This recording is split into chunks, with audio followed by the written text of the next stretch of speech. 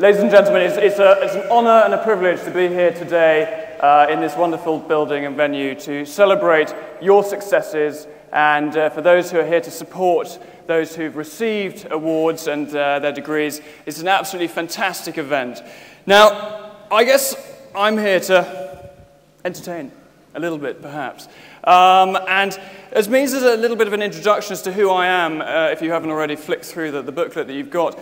My name's Meyer, I'm 24 years old, so it was a little bit weird shaking the hands of some of the older and more mature students, but many congratulations to them all. But I started climbing when I was about 12 years old.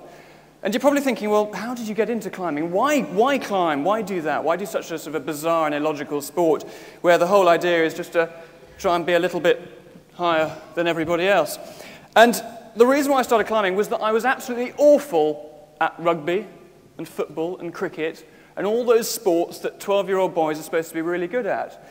And a friend of mine invited me down to the south coast of England, down to Swanage and Dorset for a weekend's climbing. And I thought to myself, well, I don't really know what this climbing lark's all about, but a weekend off from school, fantastic. So perhaps you could say that it was my lackadaisical academic attitude that got me into this rather weird and wonderful sport, which makes it all the more ironic that I'm standing here today presenting awards. And when I was 14, I read an article in a climbing magazine about an English climber called Sundeep Dillon.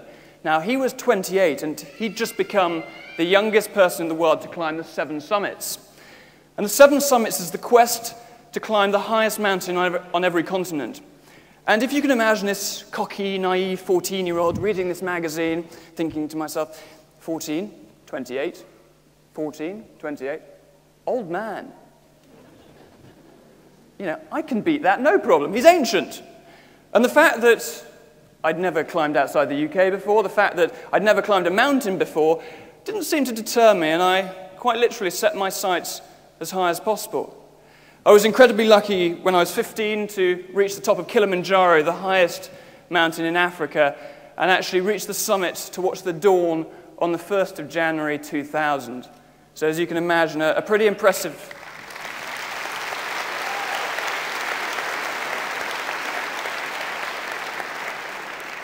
Thank you very much. That's very kind of you. If you can imagine, it's a pretty impressive start, both to my 7 summits aspirations, but also the most awesome New Year's resolution. From this point, it's onwards and upwards. No looking back. You know, we're going to shoot for the moon here. After Kilimanjaro, it was off to Mt Everest in the Caucasus, which is the highest in Europe, then down to South America to climb Aconcagua, and then up to North America, to Alaska, to climb Mount Denali, which is also known as Mount McKinley. Now, Denali has a nickname within the climbing fraternity as the coldest mountain in the world. And whilst we were there on Denali, we got down to a temperature of minus 38, which is pretty chilly. However, I think that whoever had given it the title of the coldest mountain in the world had obviously never been climbing in the Antarctic, and more specifically on Mount Vinson. And when we got to Mount Vinson, we experienced temperatures of minus 70. Which is just blinking nippy. And you're going to have to excuse me here, and I'm going to be frightfully crude, but one of the questions I often get asked is, how on earth do you go to the toilet at minus 70?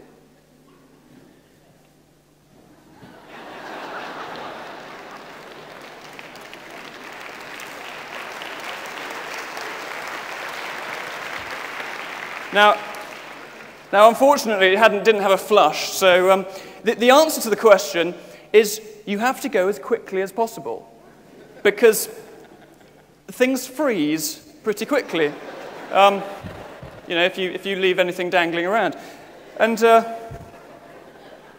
ladies, I do apologize in advance, but just to furtherly illustrate this point, if you can imagine that you're standing there as a gent, having a pee at minus 70, and you have this yellow icicle building up towards you. And you're thinking, crikey, I do hope I finish before that reaches me. Otherwise, I might become rather a permanent fixture here. And I'm going to have to change my name from Jake to Jackie. And that would be frightfully unfortunate. Now, just in case any of you are wondering, thank goodness, I still have all my 21 dingly-dangly bits. And And after the Antarctic and surviving the toilet habits out there, it was then a trip out to Australia to climb Kosciuszko, and then, of course, with 6 of the 7 summits under my belt, it was off to Everest. Now, usually when I talk about Everest, I go on for about an hour, and I realize that all of you have homes to go to, and you don't want to be hanging around here for the rest of the weekend. So I'm going to sort of condense it all down into a very quick, sudden ascent from, we'll say, sea level to the top of the world. And I guess concentrating on one particular point on the mountain. Now, we're going to fast forward up to camp, well, what we call Camp 1, but it was actually about the 4th camp up the mountain. This is at 7,000 meters. So imagining that you're not sitting in your nice comfortable chairs anymore in this nice warm venue. You're at -30 and you're huddling in a tent and you're getting ready to try and climb to the top of the world, to the top of Mount Everest. Now, the summit of Everest is just over 29,000 feet high, similar sort of height as jetliners fly. Not only that, but it's up into the jet stream. The winds up there average anything between 120 and 150 knots. So again, not the kind of thing that you want to be flying a kite in, let alone going and climbing in. So for us, trying to forecast the weather and prepare ourselves to go for the summit on the right day was incredibly difficult. There's also an incredibly small amount of oxygen up there. On the summit itself, there's only 30% of the oxygen that there is here at sea level. They say that if we chucked you into a helicopter, flew you to the top, and you jumped out, and you didn't have supplementary breathing apparatus on, you'd be unconscious within about half an hour and dead within 2. And it's that extreme, and it's that severe environment that you cannot let your guard down at any point. So at day 61 on the expedition, we were poised at Camp 1, ready to go for the top, and we had the weather report come in that it was going to be clear for the next couple of days. The summit winds were going to dip down to about 30 knots, and we were going to go for it. And as you can see, starting from the stage, I guess, 7,000 meters, we'd push up a long snow slope to 7,500 meters, where we'd start using oxygen, and then on to Camp 2, and then Camp 3 at 8,300 meters, and then hopefully, if everything was all right and we're feeling strong enough and the weather still held out, we would then push on to the summit in about 3 days' time. To start with, the going was pretty easy and pretty good. It was quite steep, but it was gently steep. You weren't sort of climbing over rocks and things. So you were climbing up this steady, steep snow face, and we were feeling pretty strong. But of course, as the Guinness advert says, you know, all good things come to those who wait, and we'd started off at quite a fast pace, and we very quickly realized that we weren't going to be able to sustain this, and that we were getting tireder and tireder and tireder with every single step. And you'll have to excuse the inane grin on my face at this point. I'm purely just posing for the camera as usual.